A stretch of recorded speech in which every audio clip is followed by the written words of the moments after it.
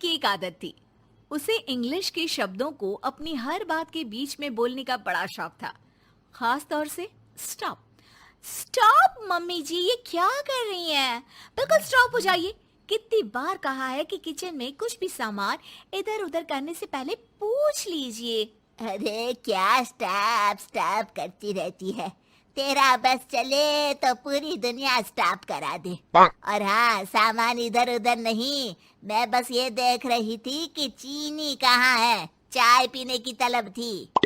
Stop mummy जी, अब ये मत बोलिए कि आपको ये भी नहीं पता कि किचन में चीनी कहाँ होती है। सास को सिद्धि की बात बिना सर पैर की लगती है। वो उससे बहस नहीं करना चाहती, सो वहां से निकल जाती है। सिद्धि कमरे में। स्टॉप, मैं कहती हूँ बिल्कुल स्टॉप। मैंने कहा बिल्कुल स्टॉप। नहीं करता स्टॉप बिल्कुल। अरे यार, बिजली की वायर जोड़ रहा था, तुमने स्टॉप होने के लिए बोला और ये देखो क्या हुआ, करंट लग गया। अब करंट लगने पर चिल्ला रहा हूं तो भी स्टॉप। अरे चाहती क्या हो तुम? स्टॉप, मैं क्या चाहती हूँ? अरे अब कैसे स्टॉप हो जाऊं? मेरा मतलब है स्टॉप स्टॉप।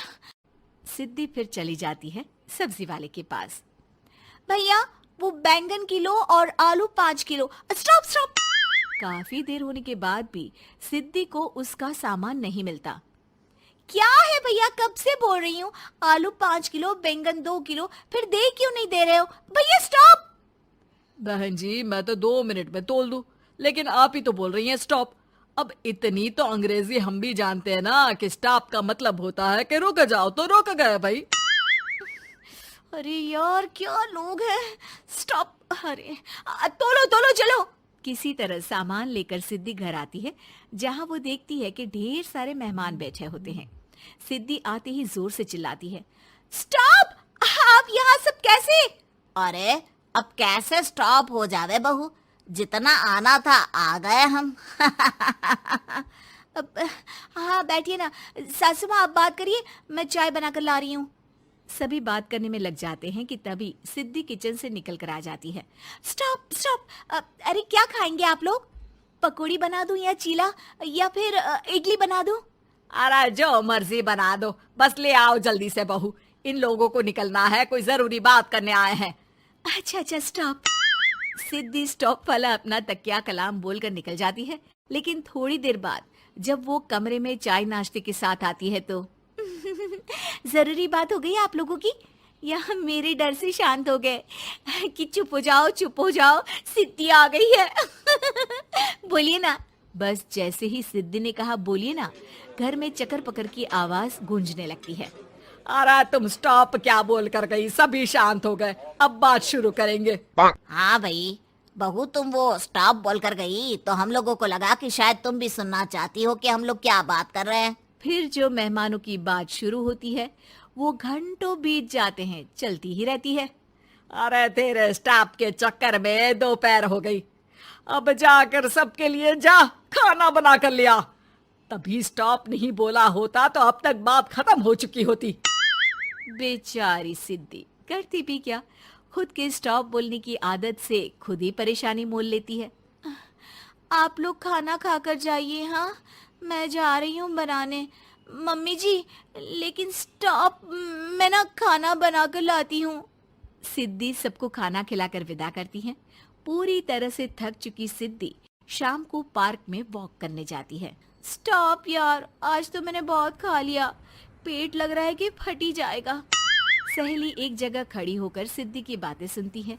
सिद्धि उसे दिन भर की सारी बातें कहती हैं। स्टॉप यार स्टॉप, चल मैं घर जा रही हूँ। सोचा था थोड़ा वॉक कर लूंगी, पेट हल्का हो जाएगा। सारा दिन काम कर कर के थक भी गई थी, लेकिन यार तेरे कारण बस खड़ी ही रह गई। वैसे तो पार्क करने क्या आई थी?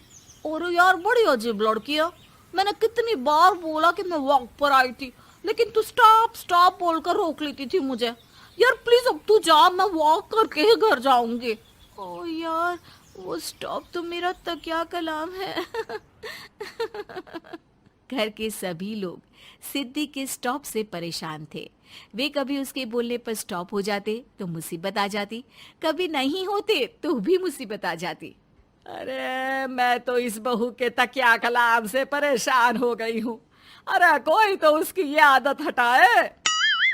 देखो माँ, ये जो आदत होती है ना, जब तक खुद की जान पर न बन जाए आदत छूटती नहीं। अरे उसकी जान पर बनाए उससे हमें क्या, हम लोगों के लिए तो ये परेशानी का कारण बनती ही जा रही है। उधर सिद्धि खुद सोचती है, अरे यार, पहले बाजार से देर, फिर दिन का सारा खाना, और फिर पार्क में मैं टहल भी नहीं पाई। क्या करूं? इस तकिया कलाम के कारण मैं खुद ही परेशानी झेल लेती हूँ। एक काम करती हूँ, आज से सोच समझ कर बोला करूंगी। बहू स्कूटी उठाती है और निकल जाती है, लेकिन जैसे ही वो बीच चौक पर पहुंचती है, स्कूटी फिसल जाती है और वो नीचे गिर जाती है। हाय रे, कोई तो बचाओ, किसने टक्कर मार दी मुझे? कितना दर्द हो रहा है, कोई तो डॉक्टर के पास लेकर चलो। स्टॉप। बस जैसे ही बहू स्टॉप बोलती है, सारे वहीं रुक जाते हैं। बड़ी घमंडी औरत है, एक तो हम बचा रहे हैं, ऊपर से देखो स्टॉप बोल रही है। स्टॉप, कोई नहीं है क्या इस पूरे शहर में? बहू अपने तकिया कलाम की रट लगा कर रखती है। स्टॉप, कोई है? कोई स्टॉप? लोग उसकी मदद के लिए आगे तो आते हैं, लेकिन जैसे ही उसका तकिया कलाम सुनते हैं, वहां से निकल जाते हैं। तभी कहीं से उसका पति लौट रहा था। वो बीवी को रास्ते में पड़ा देख हैरान रह जाता है। अरे तुम यहाँ, कितनी चोट लगी है तुम्हें? पति आसपास खड़े लोगों पर गुस्सा हो जाता है। आप लोगों को दिखाई नहीं दे रहा कि मेरी बीवी को चोट लगी है? कोई भी नहीं है जो उसे उठाकर बिठा सके? अरे भाई साहब, कोई क्या मदद करे इस महिला की। और इतनी घमंडी है, जब भी इन्हें उठाने की कोशिश करो स्टॉप स्टॉप बोल देती है। स्टॉप, ये क्या बोल रहे हैं आप लोग? मैं पिछले आधे घंटे से दर्द सह रही हूँ। स्टॉप। पति समझ जाता है कि मामला क्या है। वो सर पर हाथ रख लेता है, लेकिन जल्दी ही बीवी को डॉक्टर के पास ले जाता है। ओह, इन्हें तो बहुत ज्यादा चोट लगी है। आप लोगों ने इन्हें लाने में कुछ ज्यादा ही देर कर दी है। रुकिए, मैं चेक करता हूँ। डॉक्टर जैसे ही बहू के पास पहुंचता है। हाँ तो मैम, कहाँ चोट लगी है आपको? यहाँ? स्टॉप। डॉक्टर देखते देखते अचानक रुक जाता है। अब भी स्टॉप? अरे नहीं नहीं डॉक्टर साहब, अब तो सपने में भी स्टॉप नहीं बोलूंगी।